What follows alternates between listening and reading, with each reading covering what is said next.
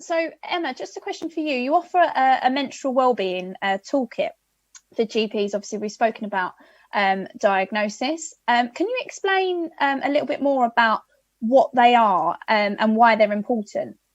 Sure. So it's not our toolkit. We work with the RCGP, the Royal College of GPs, and funded them to develop a menstrual wellbeing toolkit.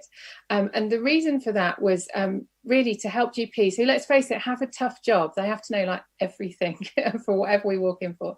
To help GPs be able to identify that should people come in with symptoms for potentially a range of conditions, that they can have some easy ways to try and find out what they need to do, what pathways to follow.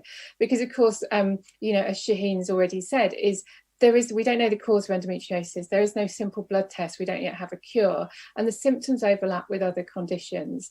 And so really from a GP perspective, they have to sort of try and, you know, do that research and find out what the symptoms are and what can be done, and move it forward.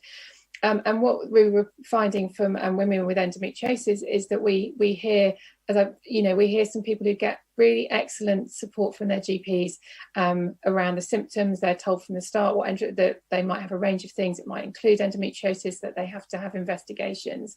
Whereas unfortunately, we also hear from people where endometriosis isn't mentioned. So really, it was around working with the RCGP, who are really keen to support their members to help diagnose endometriosis as soon as they can.